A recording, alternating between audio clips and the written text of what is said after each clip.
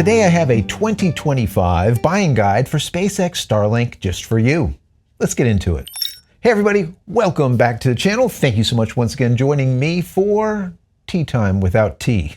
Today we're going to be talking about SpaceX Starlink and a buying guide, 2025 edition.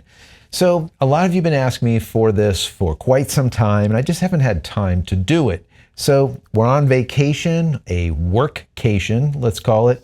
We're in Rome, and I figured, well, today is the day to do it. So that's what we're doing today. If you are new here, you don't know what the channel's all about, basically I've been doing a lot of space, SpaceX, tech, all kinds of Linux and other goodness just for you guys. So in the last 48 months, I've covered about 500 plus videos on SpaceX Starlink, and I've been doing it because I love it, and it's helped out my family immensely. So that's what I'm doing right now. And hopefully this buying guide will address some of your questions, but then also direct you in the right direction, because there is a lot of different kits out there now that we are about 4 years down the road. You have your Gen 1, Gen 2, Gen 3, Gen 4, you have a mini, you also have a maxi. That's just what I call it. It's actually a high performance dish. So I want to get into all of them for you so that you know exactly what is good for your application and what is not. There's no reason to buy something that you don't need. And also, I'm going to give you some ideas on pricing, but also the used market as well as the new market. Is this something that you can buy used and feel secure in doing so? And for many, many years, the answer has been no. As of today, it's a little bit better, but you just need to know what to do and what not to do when it comes to purchasing a SpaceX Starlink. Also, when you're selling one. So anyways, hopefully this is informative, and if you enjoy the video, even in the least, throw it a thumbs up. Don't forget to subscribe if you're not. If you are, thank you very much. Click this little notification button here so when I go live when a new video comes out, you will be notified of it immediately. And if you want more SpaceX Starlink coverage or Linux or any kind of tech and space and everything else, I'll put a link also over here. Check it out. There is a playlist just for you. There is helpful how-tos, tips, tricks, what to do, what not to do, what to buy, what not to buy, and of course the why behind all of it, because this channel is always about the what, the why. So if you want to give back to the channel, there is a thanks button down there that YouTube gave us. Thank you, YouTube, for that. If you click on that, you can give $1 or $2 if you like. If not, it's perfectly fine. The video is still free. Consider becoming a member of the channel. That would be even better.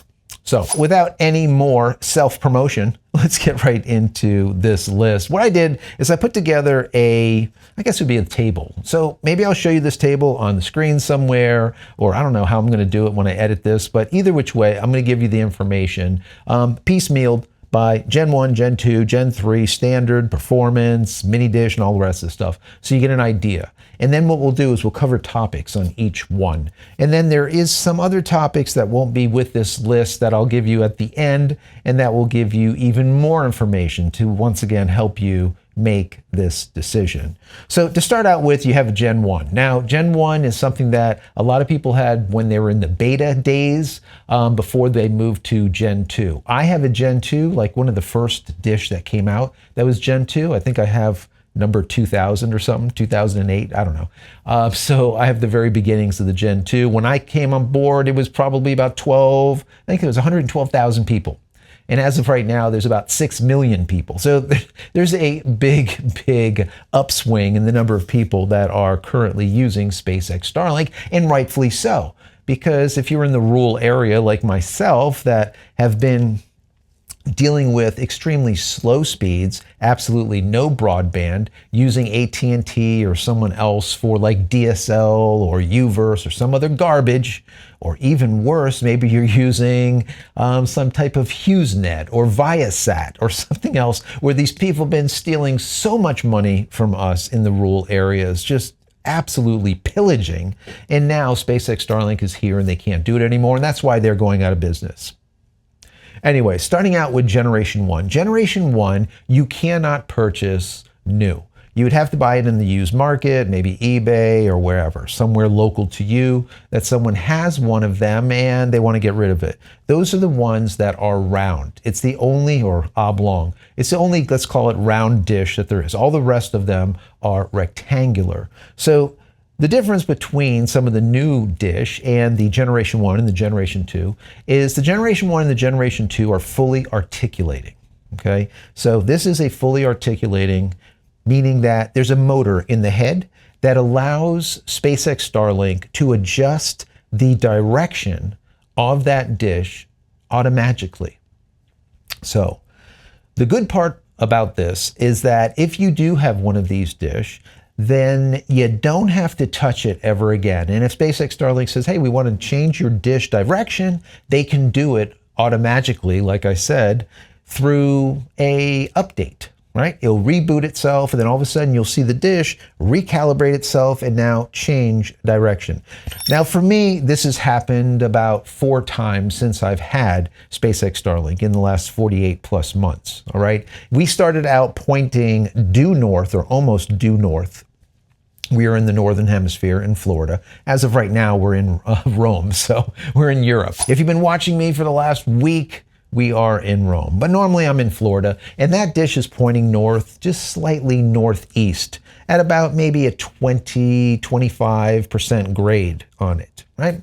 And then over time, it started moving from northeast to east-northeast until finally almost due east. And then the pitch kind of rolled back some from like 20, let's say 22 degrees, back to almost like 15 degrees, more straight up.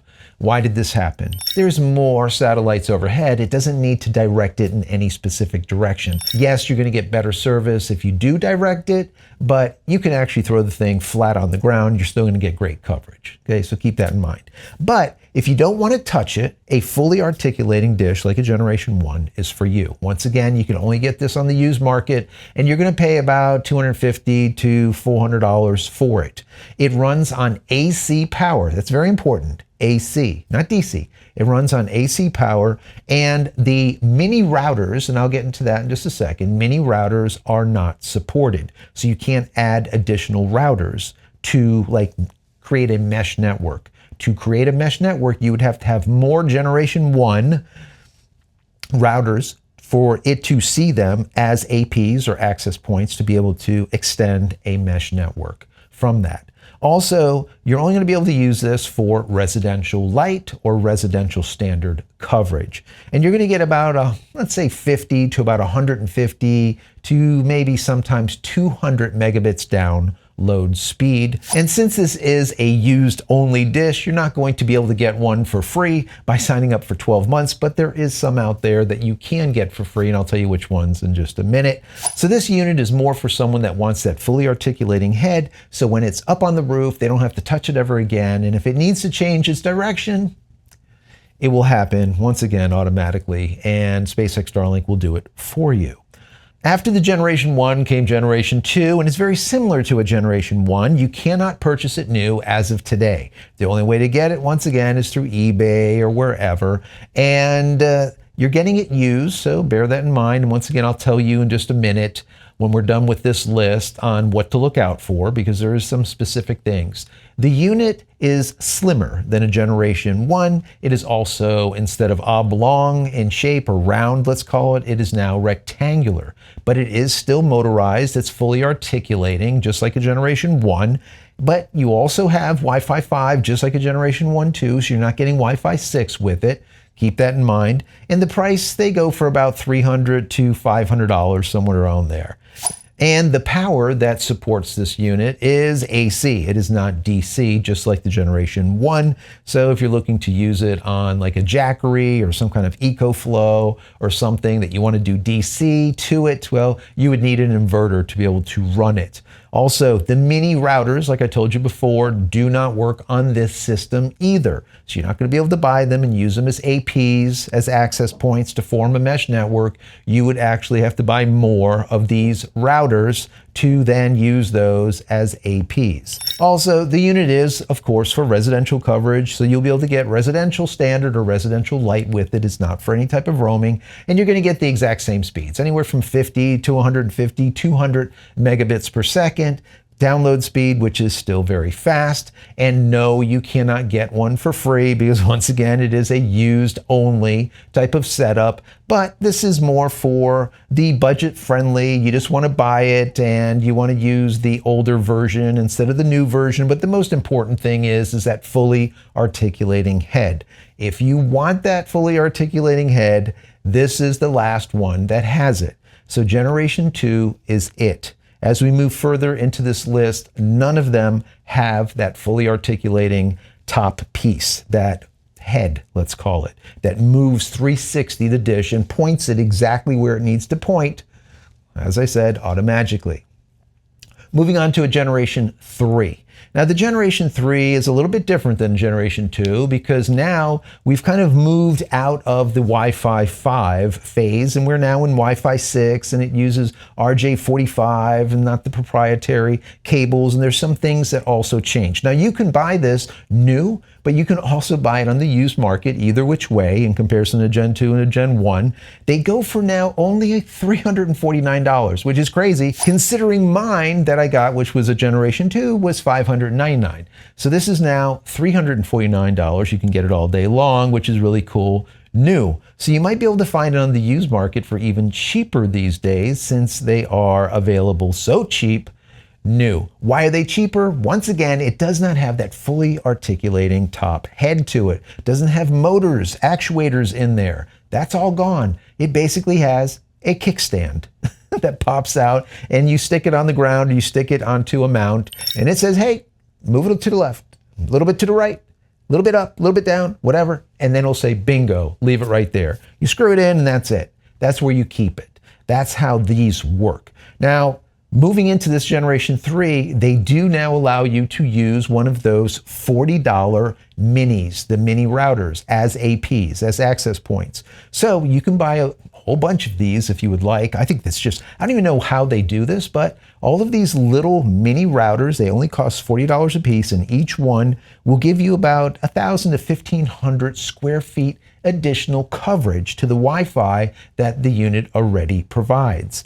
That is sick. In my personal opinion, that is amazing, absolutely amazing. As far as the speeds on these are a little bit faster. You're going to get about 100 megabits up to about 325 megabits download speed, which is great. And like I said, this does have Wi-Fi 6 instead of Wi-Fi 5, so you're going to get the added security. You're going to get that signal pushed out a little bit further. You're going to be able to handle more devices simultaneously. So there's a lot of goodness when you go from Wi-Fi 5 to Wi-Fi 6. So that's really, really quite nice with the Generation 3. Once again, it is for residential standard as well as residential light, so you're not going to be able to use this for a mobile type of solution. And you can get it for free, which is really neat. It's only $349, but if you sign up for 12 months in certain states, you can actually get this entire kit for free, just to sign up for 12 months. That's it. No hidden fees, no nothing. That's all. In my personal opinion, this is probably your best value out there, which is that Generation 3. You're going to pay either the $349 or you're going to get it for free. You get the Wi-Fi 6, you get all of the niceties, it's slightly faster, yada, yada, yada. So I would look for a Generation 3 if you can find one. Next, we go from the standard Generation 3 to a performance Generation 3. This is a business class type of setup. It is a bigger, a much larger dish. Still flat dish, still with a little kickstand, but the dish is now more square than rectangular, and it's about 21 inches. It's definitely much larger than the other standard dish. Now, once again, this is business class, so it's more rugged. You could throw it on the top of the roof of something if you wanted to, right? Not that you're going to do that, but it's more rugged. So you can use it on a boat. You can do all kinds of other stuff with it. It's IP69K, I believe. Also, it does 10 gigabit. So if you have a 10 gigabit system in your office, well, this is going to marry with it very happily. So you're going to get a lot more performance, faster speeds. It also has Wi-Fi 6 in it. I would like to have seen Wi-Fi 7, but it doesn't have it. Wi-Fi 6 is still good. The price on it, well, it's $2,000. Okay, it's expensive, and the new one has rolled out as of a couple of weeks ago. I think they're starting out at about $2,500. Don't quote me on these prices, because when you're watching this, it might be a week down the road or a month down the road or a year down the road, so the prices change. Go to SpaceX's Starlink site, which would be starlink.com, and you'll be able to type in your address and see what is available to you. So this, once again, is a little bit more rare to find on the used market. You can every once in a while find one. The older original performance dish, the new ones you really can't find, all right? You're just not going to find them because they're literally only a couple of weeks old. They do run, though, it's a little bit different. It runs on AC power, but it also will run on DC from 12 volt up to 48 volt.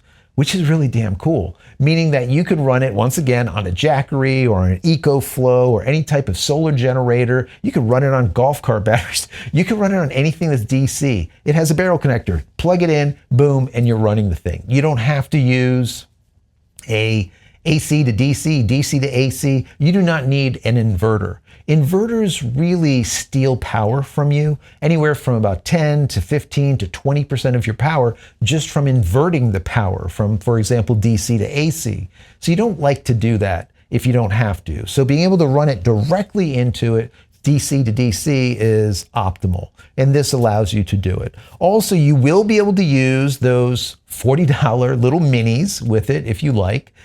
I still, once again, I think they're awesome. Everyone should have like a whole handful of them because they're so cheap, and it pushes your network out so much further. You would put one, your main router, in the center of your home, and then take, let's say, 2 or 3 and put them on the outskirts all around your house, and you will have full, unbelievable coverage everywhere, including outside. You'll go right through the walls for another 20, 30, 40 feet, which is pretty cool. So that's something to look into. This is not for residential. This is more a corporate type of coverage. You're going to be paying more, but like I said before, you're going to get up to like 500 megabits or so. And the new ones that just came out, they will hit 1 gigabit. As soon as we see those, let's say, faster Generation 3 satellites on orbit in comparison to the Generation 2 minis that are currently up there. If you don't know what the difference between them are, the Generation 3s, the new ones that will be placed with the Starship into orbit, are approximately 20 times faster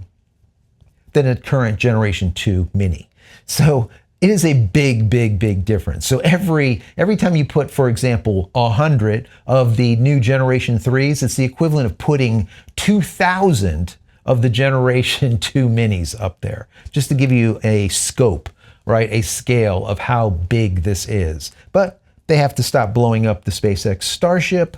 And I don't know, that's not been happening through IFT 7, 8, as well as 9. They keep blowing them up. And now they just blew up another Starship on the ground. So I did a whole video on that if you want to check into that. So this one is more for people that have more money, let's say, or if you have a corporate type of setup and you need the faster speeds, more rugged and all the rest of the stuff. Maybe you need that 10 gigabit type of internal network, whatever. This setup is for you.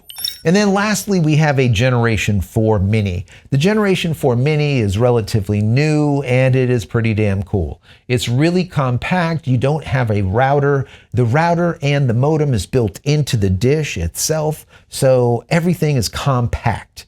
They did drop it down from Wi-Fi 6 to Wi-Fi 5. I wish they didn't do it, but they did. But the thing will run on USB-C, which is really kind of crazy. So you can run it on USB-C, you can run it through DC, or, you know, a barrel connector, or the USB-C, however you want to run it, which is sweet. The price on it is anywhere from about $200 to, let's say, $299, somewhere on there. It depends on where you find it. You can find it used or new online. And for me, it's really neat for the people that want to, once again, use this through like a Jackery or some other type of solar system, let's call it a solar generator, because once again, you can go from DC to DC. It's very, very tiny. You could stick it on your dashboard. You can mount it to the roof of your car on the inside or on the outside through suction cups. You can stick the thing into your backpack with a battery, literally be on the top of a mountain somewhere, throw it on the ground, plug it in, and now you have high-speed broadband in the middle of nowhere where there's no connection, there's no nothing anywhere. So this is a really powerful system. It is a little bit slower. You're not going to get as quick speeds. They say it's about 25 to 100 megabits. I'm hearing down the grapevine that there's a lot of people that are getting about 125 to 150 megabits down, which is really sweet. You can get these for free, just like I think it was the Gen 3s. So you can get them for free if you sign up for that year. So that's really nothing, because if you're looking for SpaceX Starlink, you probably need SpaceX Starlink. In the past, maybe you had UVerse, you had DSL, or some other type of slow system. Maybe you're using an old school satellite system like Viasat or HughesNet or something. So a year is nothing. I've been using it for 4, and I'm not going to get rid of it anytime soon. It is an awesome system. It revolutionized everything that I do and what my family does on a regular basis, okay? It is unbelievable. If you're homeschooling or if you're doing anything when it comes to high speed in your home, well, this is it. There's nothing else really out there for us in the rural areas. So with this unit, you can also use one of those little $40 minis to kind of push out the signal as an AP or an access point, which is really cool. This is more for the traveler or the hiker or the RVer. It's highly portable.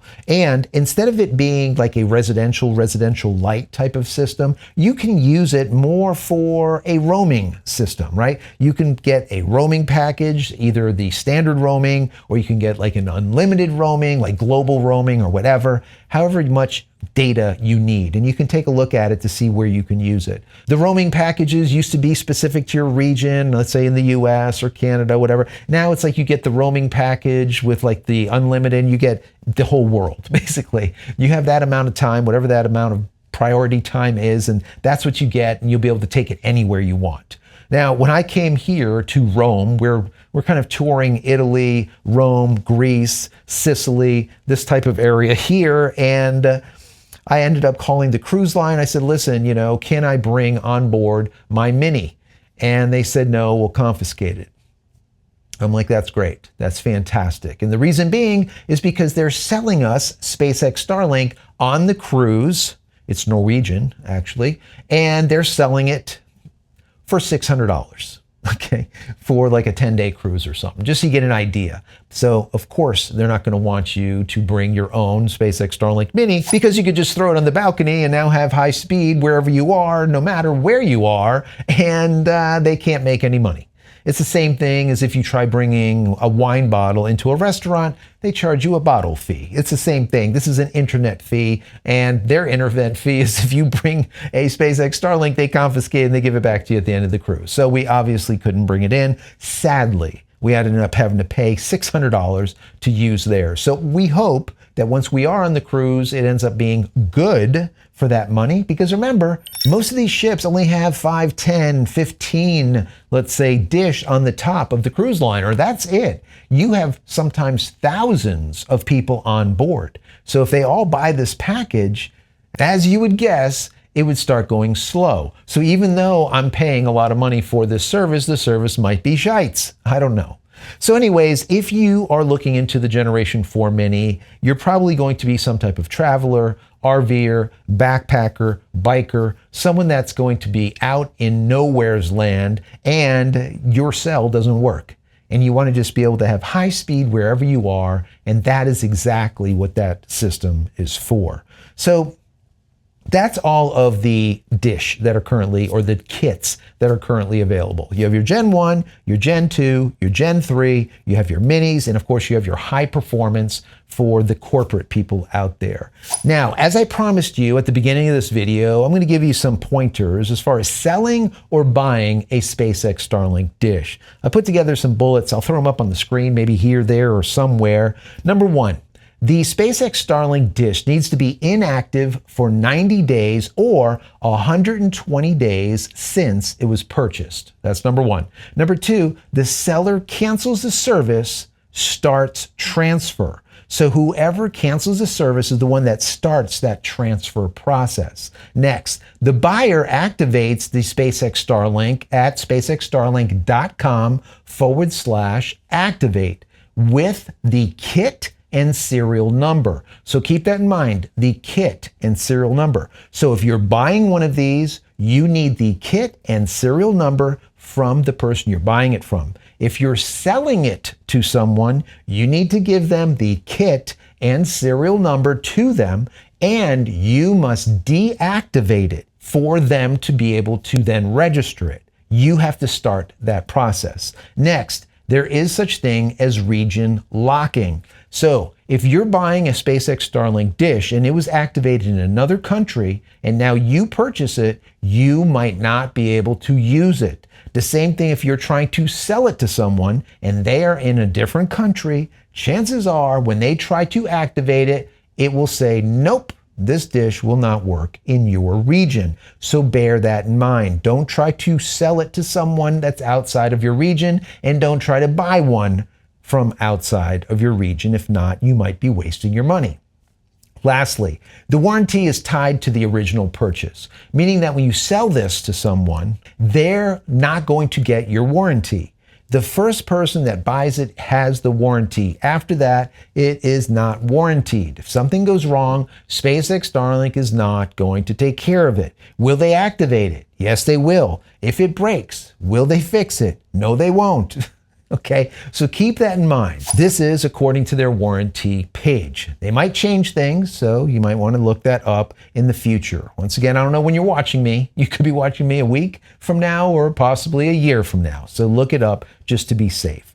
I hope this information helps you decide which SpaceX Starlink is right for you. What works the best for your purpose? Are you a business user? Are you someone that is a backpacker, RVer, someone that hikes to the top of the mountain somewhere? Are you someone that does not have the ability, the means to go to your first or second story to change or calibrate the dish if somehow it gets out of calibration due to a windstorm or a hurricane or who knows what, and you want it to self-calibrate itself? Version 1 and version 2 would be probably great for you.